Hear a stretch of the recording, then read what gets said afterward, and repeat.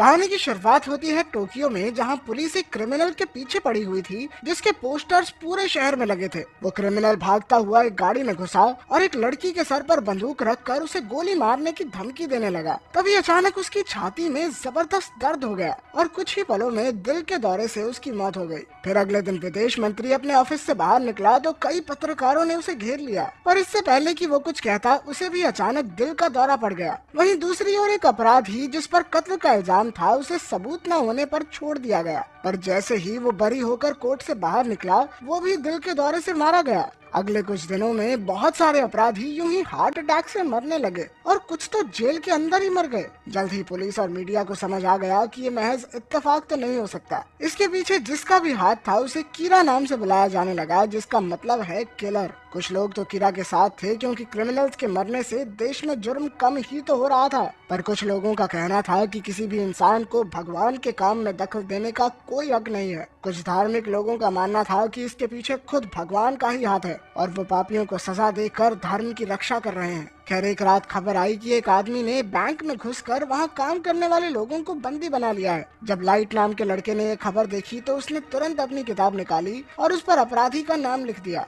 इसके कुछ ही पलों बाद टीवी पर खबर आई कि अपराधी की हार्ट अटैक से मौत हो गई। फिर अगले दिन कॉलेज में लाइट और उसकी गर्लफ्रेंड शियोरी कीरा के बारे में बात कर रहे थे। शियोरी का कहना था कि कीरा कानून को अपने हाथ में लेकर बहुत गलत काम कर रहा है, पर लाइट ने कहा कि ऐसे इंसान का हो सकता है कि कानून से विश्वास उठ चुका हो। कुछ हफ्तों पहले ही उसने पुलिस की एक वेबसाइट को हैक करके देखा था कि कई केसेस में अपराधियों को बिना पकड़े ही केसेस को बंद कर दिया गया। फिर एक रात वो एक बार में गया जहां उसने कुछ क्रिमिनल्स को आपस में बातें करते हुए सुना कि उन्हें मासूम लोगों पर जुर्म करने में कितना मजा आता है। जब लाइट उन्हें घूर रहा था तो एक अपराधी ने उसे चाकू दिखाकर कहा कि उनका कोई बाल भी बांका नहीं कर सकता। ये सुनकर शियोरी को भी बुरा लगा, पर लाइट ने उसे पूरी कहानी नहीं सुनाई। असल में जब लाइट बार से बाहर निकला तो उसने गुस्से में अपनी कानून की किताब कचरे में फेंक दी। तभी अचानक उसकी नजर जमीन पर पड़ी हुई एक किताब पर पड़ी जिसका नाम था डेथ नोट। वो किताब को उठाकर घर ले आया और उसने उसका पहला पन्ना पढ़ा। उस पर लिखा था कि जिसका भी नाम इस किताब में लिखा जाएगा उसकी तुरंत ही मौत हो जाएगी। लाइट को लगा कि ये कोई मजाक होगा, पर तभी उसने टीवी पर एक कातिल का नाम देखा और उसने यूं ही कातिल का नाम किताब में लिख दिया। फिर अगली सुबह उसने अखबार पढ़ा तो उसके होश ही उड़ गए क्योंकि उस कातिल की मौत हो चुकी थी। पहले तो उसे लगा कि ये महज इत्तेफाक होगा, पर बाद में जब वो सड़क पार कर रहा था तो उसे बार वाले क्रिमिनल्स दिखाई दिए और उसने फिर से किताब को आजमाने का सोचा। उसने क्रिमिनल का नाम किताब में लिख दिया और उसकी आंखों के सामने ही उस लड़के की हार्ट अटैक से मौत हो गई। अब लाइट को विश्वास हो गया कि किताब में लिखी बातें बिल्कुल सच हैं। फिर उसने बाकी के रूल्स पढ़े तो पता चला कि किताब तभी काम करेगी जब लिखने वाले के दिमाग में मरने वाले की एक तस्वीर हो, और अगर नाम लिखने के बाद उसने मौत का कारण नहीं लिखा तो बाय डिफॉल्ट हार्ट अटैक से तो बंदा मर ही जाएगा। खैर, फिर जब लाइट घर लौट रहा था तो अचानक र्यूक नाम के एक भयानक से दरिंदे ने उसका रास्ता रोक लिया। फिर पता चला कि वो मरने वालों की आत्मा को ले जाता था और उसे सिर्फ वही इंसान देख सकता था जिसके पास वो किताब हो। उसने ही ये किताब जमीन पर फेंकी थी क्योंकि वो देखना चाहता था कि इंसान इसका किस तरह से इस्तेमाल करेंगे। ये सुनकर लाइट ने कहा कि वो डेथ नोट की मदद से दुनिया के सारे क्रिमिनल्स को खत्म कर देगा। इसके 4 महीने बाद पुलिस अब भी कीरा को ढूंढ रही थी, पर उसका कोई नामो निशान नहीं था। इसके बाद हम डिटेक्टिव सोइचिरो को देखते हैं जो असल में लाइट के पिता थे। उन्हें कैसे भी करके कीरा तक पहुंचना था, इसीलिए उन्होंने एल नाम के एक जीनियस आदमी से बात की जो सिर्फ लैपटॉप के जरिए बात करता था। एल ने पूरी दुनिया के खुफिया अपराधों पर रिसर्च करके पता लगाया था कि कीरा जापान में ही रहता है। फिर उसे ढूंढने के लिए एल ने एक प्लान बनाया। उधर लाइट ने टीवी पर एक खबर देखी जो पूरी दुनिया में दिखाई जा रही थी। इसमें एक डिटेक्टिव ने यह दावा किया कि उन्हें कीरा के खुफिया सबूत मिल गए हैं। स्क्रीन पर डिटेक्टिव का नाम देखकर लाइट ने तुरंत उसका नाम किताब में लिख दिया और वो उसी पल मर गया। तभी अचानक स्क्रीन पर एल का लोगो आया और उसने कहा कि ये सब उसके प्लान का एक हिस्सा था। जिस आदमी की मौत हुई वो कोई डिटेक्टिव नहीं बल्कि एक अपराधी था और ये खबर पूरी दुनिया में नहीं बल्कि सिर्फ जापान में ही दिखाई जा रही थी। इस तरह ये तो साबित हो गया कि कीरा जापान में ही रहता था। अंत में एल ने कीरा को धमकी देकर कहा कि वो उसे फांसी की सजा दिलवा कर ही रहेगा। लाइट उससे बदला तो लेना चाहता था, पर ना तो उसे एल का असली नाम पता था और ना ही उसका चेहरा, और इसीलिए वो कुछ नहीं कर सकता था। उधर अगले दिन एल ने पुलिस वालों को अपनी आगे की रिसर्च बताई, जिसमें उसने देखा कि मरने वाले लोग कॉलेज के समय के बाद ही मरते थे। इसका मतलब ये था कि कीरा एक कॉलेज स्टूडेंट है जो क्लास के दौरान लोगों को नहीं मारता। उधर लाइट भी पुलिस सिस्टम को हैक करके उनकी बातचीत पर नजर रखे हुए था। तभी उसे याद आया कि किताब में लिखा था कि वो लोगों की मौत के कारण और समय का फैसला खुद कर सकता है। फिर उसने किताब में कॉलेज टाइम के दौरान का ही समय लिख दिया और इस बार उनकी मौत का कारण भी कुछ अलग लिखा।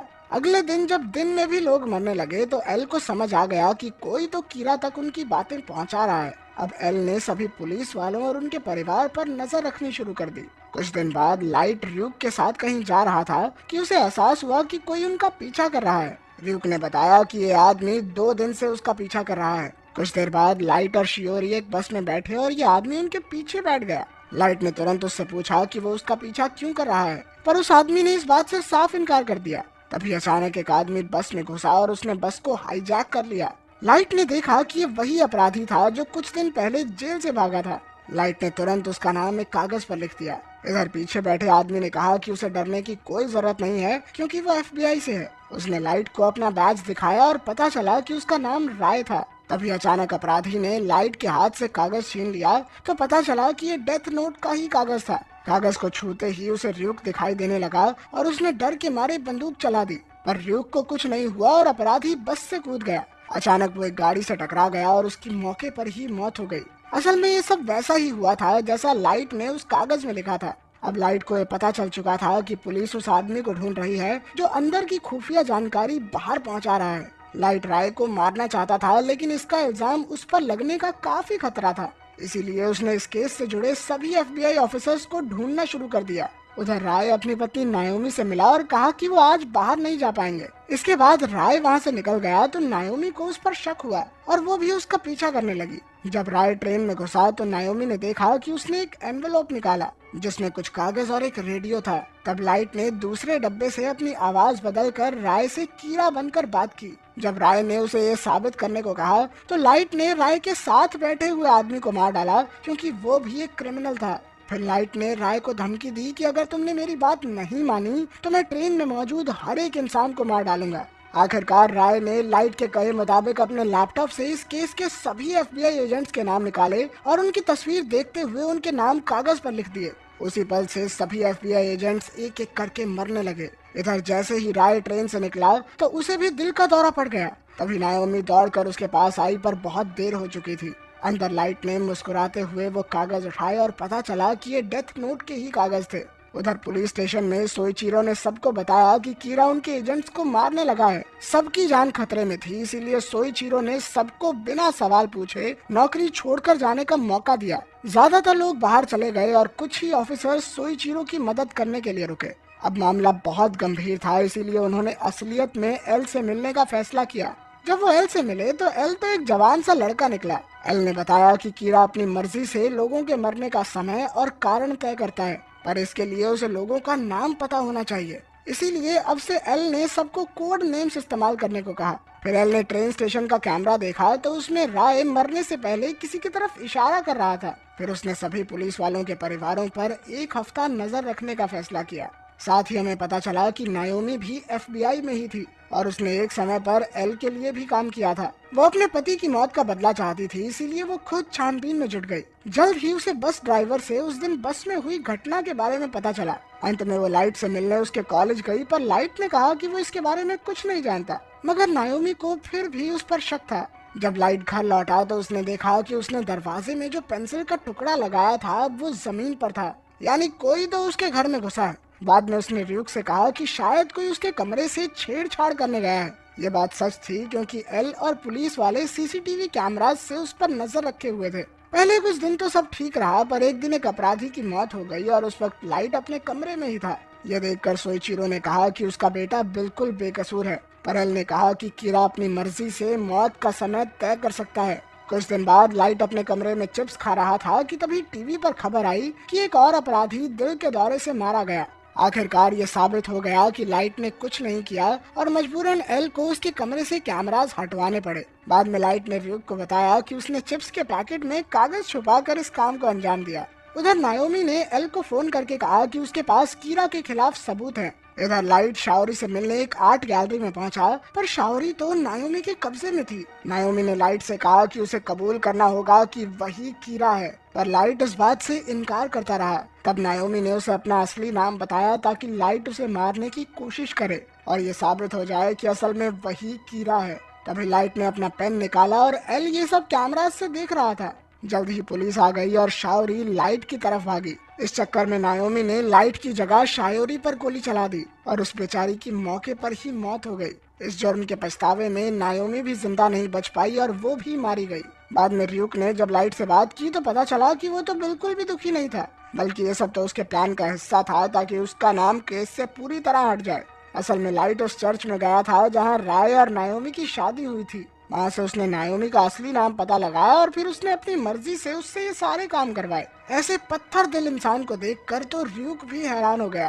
खैर अपना नाम साफ करके लाइट शाओरी की मौत का बदला लेने का नाटक करने लगा। तब सोइचोरो ने उसकी मदद के लिए उसे एल से मिलवाया, जो वहीं चिप्स खा रहा था, जिसकी आड़ में लाइट ने अपने प्लान को अंजाम दिया था। वहीं दूसरी ओर मीसा नाम की एक लड़की एक गुंडे से पीछा छुड़ाकर भाग रही थी कि अचानक वो दिल के दौरे से मर गया। तभी मीसा को जमीन पर वही किताब डेथ नोट पड़ी हुई मिली और यहीं पर कहानी खत्म हो गई। अगर वीडियो पसंद आई तो लाइक कर देना, चैनल को सब्सक्राइब कर देना। मिलते हैं अगली वीडियो में।